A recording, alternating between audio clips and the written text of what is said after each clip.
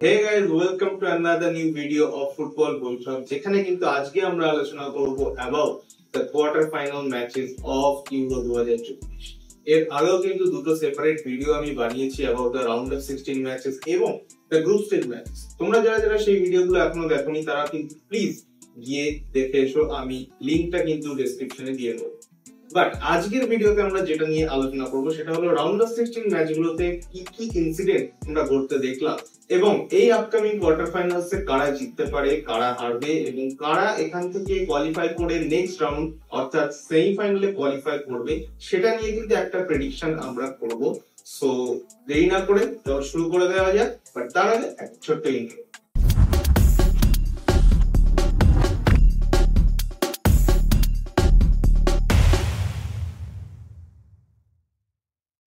তো প্রথমে আমরা দেখে নেব যে রাউন্ড অফ 16 ম্যাচগুলোতে কি কি ঘটনা ঘটে গেল এবং আমি যে প্রেডিকশন গুলো করেছিলাম সেগুলোর সাথে ঠিক কতটা ম্যাচ খেলো সেটা নিয়ে কিন্তু একটা ছোট্ট আলোচনা করে নেব। সো রাউন্ড অফ 16 এর প্রথম ম্যাচ যেটা নিয়ে কথা বলবো সেটা হলো সুইজারল্যান্ড ভার্সেস ইটালি এবং অবভিয়াসলি আমি কিন্তু প্রেডিক্ট করেছিলাম যে ইটালি কিন্তু এখান থেকে কোয়ালিফাই করবে for the next round for the quarter finals, but unfortunately Italy কিন্তু খুবই আপসেট করেছে এবং one of the biggest upset of Euro 2024 বলা যেতেই পারে।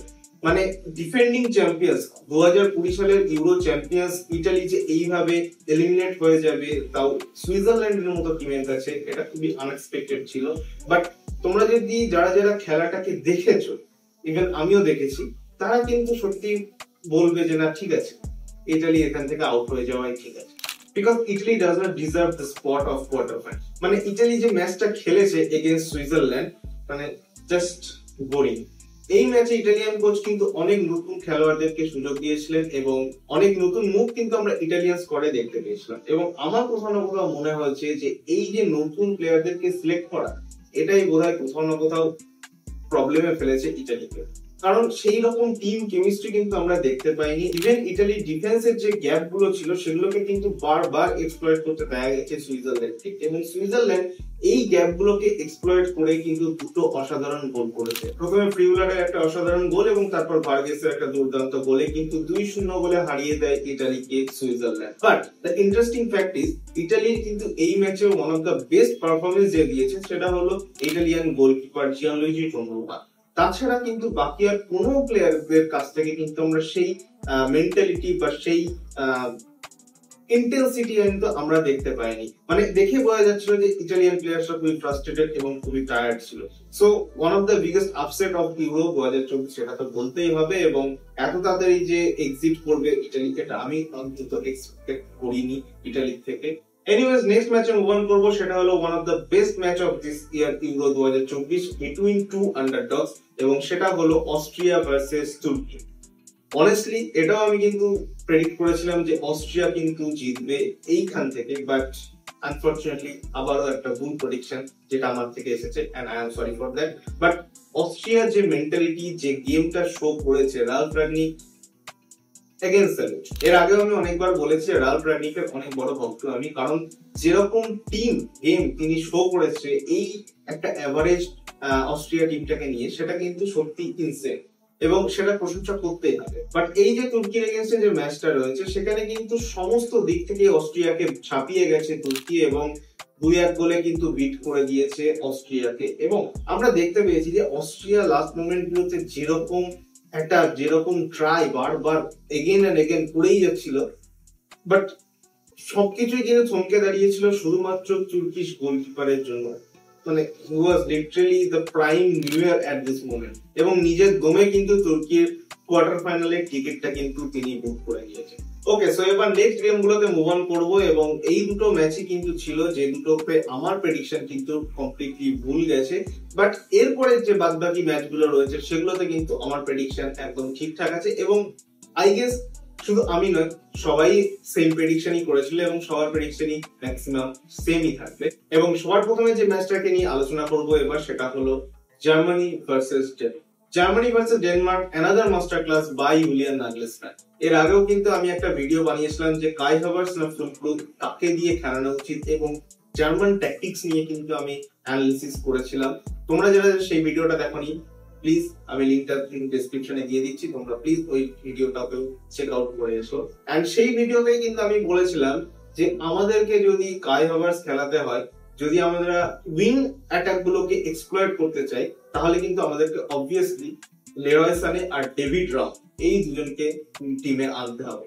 এবং আমরা সেটাই দেখতে পেয়েছি যে এই দিন কিন্তু ম্যাচে ম্যাক্সিমিলিয়ান মিচেলস্ট্যাড এবং ফ্লোরিয়ান রুইজ এই দুজনের জায়গায় কিন্তু স্টার্ট করেছে ডেভিড রাম এবং লেরয় সানে। এবং আরো একটা চেঞ্জ যেটা আমরা ডিফেন্স লাইনে দেখতে পেয়েছি সেটা হলো নিকো স্লটারবেক কিন্তু খেলেছে জোনাথন তার জায়গায়। অবভিয়াসলি জোনাথন চা কিন্তু সাসপেন্ডেড ছিলেন and Nico Schlotterbeck what a game, মানে সিরিয়াসলি নিকো স্লটারবেকের এই যে গেম পারফরমেন্স, আমি খুবই অবাক হব না যে নেক্সট ম্যাচেও যদি স্পেনের এগেইনস্টে নিকো স্লটারবেক স্টার্ট করে, আমি কোনো রকম ভাবে অবাক হব।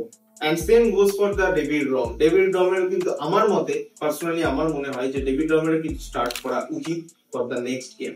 এনিওয়েজ নিকো স্লটারবেকের কিন্তু একটা অসাধারণ অ্যাসিস্ট থেকে কিন্তু মুসিয়ালার একটা দুর্দান্ত গোল আমরা দেখতে পেয়েছি, এবং যতটা না সুন্দর গোল স্কোর করেছেন মুসিয়ালা, তার থেকেও সুন্দর কিন্তু অ্যাসিস্ট ছিল ওটা নিকো স্লটারবেকের। এবং অনেক অ্যাটাকিং সিনারিওস কিন্তু ক্রিয়েট করেছিল জার্মানি, কিন্তু প্রচুর অ্যাটাক তুলেছিল, প্রচুর প্রসেস প্রোভাইড করেছিল কাই হাভার্টজকে, but unfortunately Kai Havertz is Kai Havertz.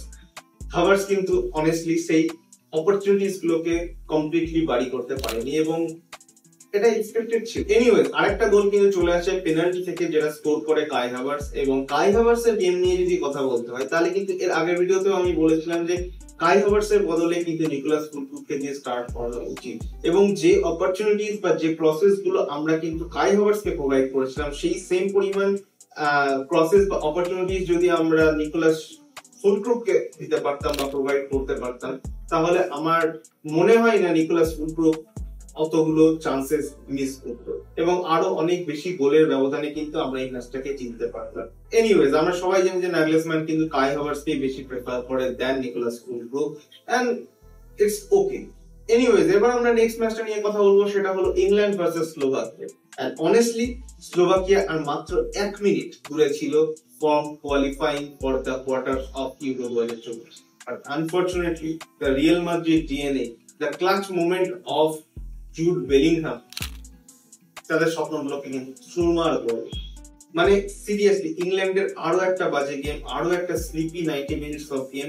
এবং আমি লিটারালি জানি না যে ইংল্যান্ডের প্লেয়াররা কোথায় কে কোন পজিশনে খেলছিল, মানে লিটারালি কোনো কোঅর্ডিনেশন ছিল না, একই জায়গায় অনেকগুলো সেম প্রোফাইলের প্লেয়ার চলে আসছিল। যেমন আমরা বুকায়ো সাকাকেই দেখতে পেয়েছি, কখনো মিডফিল্ডে দেখেছি, কখনো রাইট উইং এ দেখেছি, কখনো লেফট উইং এ দেখেছি, কখনো লেফট ব্যাকেও আমরা খেলতে দেখেছি বুকায়ো সাকাকে। So I have no fucking idea যে ইংল্যান্ডের কোচ গ্যারেথ সাউথগেট ঠিক কি ট্যাকটিক্স নিয়ে ইংল্যান্ড টিমটাকে মাঠে নামায়। বাট এনিওয়েজ আরো একবার লাকের জোরে কিন্তু বেঁচে বেরিয়ে যাচ্ছে ইংল্যান্ড। বাট এখানে লাকের থেকেও ইম্পর্টেন্ট ওয়ার্ড যেটা বলা যেতে পারে সেটা হলো ক্লাচ প্লেয়ার। ইন্ডিভিজুয়াল ট্যালেন্ট এই ইংল্যান্ড টিমটাতে এত বেশি রয়েছে, এত ওভার ট্যালেন্টেড প্লেয়ার্স রয়েছে, মানে সিরিয়াসলি এই টিমটা যদি কোয়ালিফাই না করে তাহলে আর কোন টিম করবে। So now let's move on to the next game, that is Spain versus Georgia. Obviously Spain এই ম্যাচটা থেকে কোয়ালিফাই করবে ফর দ্য কোয়ার্টার ফাইনালস, এটা তো সবারই জানা ছিল। বাট এভাবে মানে 4-1 গোলে হারিয়ে দিয়েছে কিন্তু স্পেন জর্জিয়াকে, এবং মানে লিটারালি জর্জিয়াকে নাঙ্গা নাচ করিয়ে দেখিয়েছে Spain. Nico Williams, Lamine Yamal, wow, just wow. স্পেনের প্রত্যেকটা প্লেয়ার এবং তাদের যে মাইন্ডসেট, তাদের যে ইন্টেন্সিটি, সেটা কিন্তু সবাইকে মুগ্ধ করেছে। এবং এখনো যদি অনেস্ট ওপিনিয়ন জানতে হয় তাহলে কিন্তু আমার মতে স্পেন কিন্তু one of the most favourite of Euro 2024। এবং নেক্সট গেম যেটা কিন্তু জার্মানির এগেইনস্টে খেলতে চলেছে Spain, that will B A crucial match, এবং এটাই ইউরো 2024 কিন্তু ফাইনাল ম্যাচ ওখানে কনসিডার করা যেতে পারে। কারণ দুটো ইউরোপিয়ান বেস্ট টিমস যারা এই বছরে ইউরো 2024 জেতার মানে one of the most favourite contenders, তাদের দুজনের মধ্যেই কিন্তু কোয়ার্টার ফাইনাল খেলা হচ্ছে, মানে এত তাড়াতাড়ি মিট হয়ে যাচ্ছে। বাট এনিওয়েজ আনফরচুনেটলি তো নেক্সট যে গেমটা নিয়ে কথা বলবো সেটা হলো ফ্রান্স ভার্সেস বেলজিয়াম। এবং আরো একটা আপসেট আমি বলবো না, কারণ বেলজিয়াম যে কোয়ালিফাই করতে পারবে না এটা সবাই জানতো এবং এটাই এক্সপেক্টেড ছিল, এটাই প্রেডিকশন ছিল আমার। বাট ফ্রান্সের থেকে আরো বেটার ফুটবল কিন্তু আমরা এক্সপেক্ট করি, যে কোয়ালিটি, যে রকম প্লেয়ার্স কিন্তু এই টিমটাতে রয়েছে। সো সেই পরিমাণ বা সেই লেভেলটা কিন্তু ম্যাচ করতে পারছে না ফ্রান্স। এখনো অব্দি দুটো ওন গোল এবং একটা পেনাল্টি, জাস্ট এটাই। আর কোন রকম গোল কিন্তু ক্রিয়েটই করেনি ফ্রান্স, বাট স্টিল এভাবেই কিন্তু কোয়ালিফাই করে যাচ্ছে France for the quarter finals. And anyways let's see what happens next. So next যে গেমটা নিয়ে আমরা কথা বলবো সেটা হলো পর্তুগাল ভার্সেস স্লোভেনিয়া, এবং এই গেমটাতে কিন্তু নাটকের কোনো কমতি ছিল না।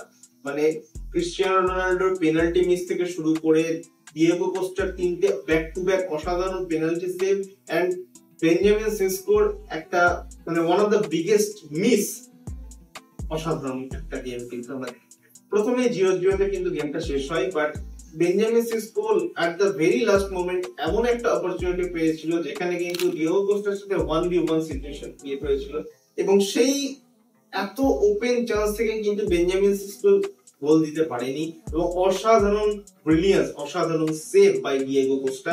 এবং ওই একটা সেভ, ওই একটা ক্রুশিয়াল মোমেন্ট কিন্তু মানে লিটারালি এতটাই ভাইটাল ছিল, যেটা কিন্তু যদি গোল হয়ে যেত তাহলে কিন্তু স্লোভেনিয়া কোয়ালিফাই করে যেত, এবং যেহেতু গোলটা হয়নি সো পর্তুগাল কোয়ালিফাই করেছে। বাট আমরা এটাও দেখেছি যে ম্যাচ শেষ হওয়ার ঠিক 5 মিনিট আগে পর্তুগাল একটা পেনাল্টি পেয়েছিল, যেখান থেকে ক্রিস্টিয়ানো রোনাল্ডো কিন্তু পেনাল্টিটা মিস করেছে। বহু বছর পর আমি ক্রিস্টিয়ানো রোনাল্ডোকে পেনাল্টি মিস করতে দেখলাম এবং খুবই সারপ্রাইজ হয়ে গেছিলাম। বাট ফাইনালি ক্রিস্টিয়ানো রোনাল্ডোর ওই মিসটার পর কিন্তু যেরকম ইমোশনাল হয়ে পড়েছিল পুরো, মানে আর বেশিক্ষণ ছিল না, 5 মিনিট যেরকম ভাবে ভেঙে পড়তে দেখেছি এই মানুষটাকে, সত্যি সবারই, প্রত্যেকটা ফুটবল প্রেমীর কাছে খুবই একটা খারাপ লেগেছেই। এটা সবাই কেউ স্বীকার করুক বা না করুক, এটা ফ্যাক্ট। এনিওয়েজ খেলাটা কিন্তু এক্সট্রা টাইমের পরে ট্রাইব্রেকারে যায়, এবং ট্রাইব্রেকারে কিন্তু back to back Diego Costa 3টে পেনাল্টি সেভ করে দেয় কিন্তু স্লোভেনিয়ার, এবং ক্রিস্টিয়ানো রোনাল্ডো কিন্তু এখানে সবার প্রথমে আবার পর্তুগালের হয়ে পেনাল্টি দিতে আসে এবং অসাধারণ স্কোর করে, এবং পর্তুগিজ ফ্যানদের কাছে কিন্তু সরি চেয়ে নেয়। So it was really a great moment for Portugal fans and Ronaldo fans of course. So এবার যে গেমটা নিয়ে কথা বলবো সেটা হলো রাউন্ড অফ 16 এর লাস্ট ম্যাচ, এবং সেটা হলো নেদারল্যান্ডস ভার্সেস রোমেনিয়া। এবং আমরা সবাই যেটা প্রেডিক্ট করেছিলাম যে রোমেনিয়া এখান থেকে ডিসকোয়ালিফাই হয়ে যাবে এবং নেদারল্যান্ডস কোয়ালিফাই করবে নেক্সট রাউন্ডের জন্য, এবং সেটা কিন্তু হয়েছে। আমরা কিন্তু ফাইনালি নেদারল্যান্ডসকে দেখতে পেয়েছি তাদের প্রাইম ফর্ম যেটা, সেটাতে কিন্তু আমরা দেখতে পেয়ে গেছি। 3 গোলের ব্যবধানে কিন্তু নেদারল্যান্ডস জিতে গেছে, এবং ওয়েডিগাইকোর একটা গোল এবং ড্যানিয়েল মালানের 2টো গোল থেকে কিন্তু নেদারল্যান্ডস কোয়ালিফাই করে গেছে ফর দ্য কোয়ার্টার ফাইনালস, এবং ফাইনালি নেদারল্যান্ডস তাদের ফর্মে ব্যাক করেছে। যেরকমটা আমরা দেখতে পছন্দ করি নেদারল্যান্ডসকে, সেই রকম ফর্ম কিন্তু আমরা দেখতে পেয়েছি নেদারল্যান্ডসে, এবং এটা একটা গুড সাইন, বিকজ কোয়ার্টার ফাইনালসের ম্যাচগুলো যদি আমরা একবার ক্লোজলি অবজার্ভ করি তাহলে কিন্তু একটা সাইডে আমরা দেখতে পাচ্ছি যে Germany versus Spain, what a match. মানে লিটারালি দুটো ফেভারিট টিম অফ ইউরো 2024 তাদের মধ্যে ম্যাচ পড়ে গেছে and the quarter finals, unfortunately, but yes. Anyways next another big match, সেটা হলো France versus Portugal, Cristiano Ronaldo versus Kylian Mbappe, what a match ভাই। আর এই হলো একটা সাইডের ম্যাচ যেটা কিন্তু সত্যি অসাধারণ ম্যাচ হতে চলেছে কোয়ার্টার ফাইনালস, যেটা আমরা দেখতে চলেছি। বাট অ্যানাদার সাইডে যদি আমরা যাই তাহলে আমরা দেখতে পাবো Netherland versus Turkey and Switzerland versus England. So বুঝতেই পারছো দুটো দিকের কোয়ার্টার ফাইনালস এর কোয়ালিটি কতটা ডিফারেন্স রয়েছে। এনিওয়েজ এই দিকের কোয়ার্টার ফাইনালস গুলোকে প্রেডিক্ট করা খুবই ইজি, কারণ নেদারল্যান্ডস ভার্সেস তুর্কির ম্যাচে আমার মনে হয় না তুর্কি আর বেশি দূর এগোতে পারবে। এটাই হয়তো তাদের লাস্ট গেম হতে চলেছে এগেইনস্ট নেদারল্যান্ডস, এবং নেদারল্যান্ডস কিন্তু কোয়ালিফাই করবে ফর দ্য সেমিফাইনালস, এটা আমার পার্সোনালি মনে হয়েছে। এবং সুইজারল্যান্ড ভার্সেস ইংল্যান্ডের ম্যাচও কিন্তু ইংল্যান্ড কোনো না কোনো ভাবে কিন্তু কোয়ালিফাই করে যাবে, এবং সুইজারল্যান্ডও তাদের দৌড় এখানেই কিন্তু শেষ করবে, কোয়ার্টার ফাইনালসে শেষ করবে। এবং দুটো ডার্ক হর্স যারা কিন্তু এই ইউরো 2024 অসাধারণ পারফরমেন্স করে এসেছে, এরা দুজনেই কিন্তু এই কোয়ার্টার ফাইনাল থেকেই বিদায় নেবে, এটাই আমার প্রাইমারি প্রেডিকশন বলা যেতে পারে। বাট অন্যদিকে যদি আমরা তাকাই তাহলে কিন্তু ফ্রান্স ভার্সেস পর্তুগাল, এটা যেমন প্রেডিক্ট করা কঠিন, তার থেকেও বেশি কঠিন সেটা হলো জার্মানি ভার্সেস স্পেন, এটাকে প্রেডিক্ট করা। মানে আমি লিটারালি নিজে একজন জার্মান ফ্যান, এবং আমি অবশ্যই চাইবো যে জার্মানি কোয়ালিফাই করুক, বাট স্পেনের যে টিমটা রয়েছে সেটাকে কিন্তু হালকাভাবে নিলে চলবে না।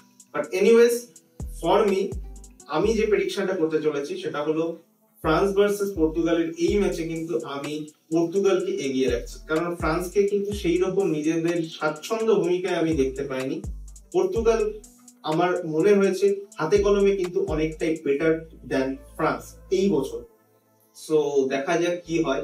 পর্তুগাল কোয়ালিফাই করবে এটা আমার প্রেডিকশন, এবং জার্মানি ভার্সেস স্পেনের ম্যাচে আমার মতে জার্মানি কিন্তু কোয়ালিফাই করবে ফর দ্য সেমিফাইনাল। সো দেখা যাক কি হয় ম্যাচগুলোতে। তোমরা তোমাদের প্রেডিকশনস গুলো জানাও আমাকে কমেন্ট সেকশনে, এবং এই ভিডিওটা কেমন লাগলো সেটাও কিন্তু কমেন্টে আমাকে অবশ্যই জানাবে। আমি জানি অনেকটা লেন্দি ভিডিও হয়ে গেল, বাট এতগুলো ঘটনাকে কভার করতে গেলে ভিডিও তো লম্বা হবেই। বাট এনিওয়েজ, তোমরা কিন্তু এর আগের ভিডিওগুলোকে দেখতে একদম ভুলবে না। ইউরো নিয়ে এটা আমার 4 নম্বর ভিডিও। সো প্লিজ আগের ভিডিওগুলোকেও চেক আউট করেছো, এবং সেগুলোকেও আমাকে কমেন্ট করে জানাও কেমন লাগলো তোমাদের। এবং এই ভিডিওটাও যদি ভালো লেগে থাকে তাহলে অবশ্যই সাবস্ক্রাইব করো, কমেন্ট করো, শেয়ার করো, লাইক করো। So that is all for today guys. দেখা হচ্ছে নেক্সট ভিডিওতে with another new topic.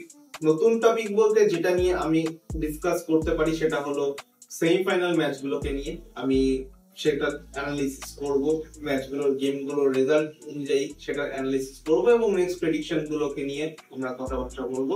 So দেখা হচ্ছে নেক্সট ভিডিওতে।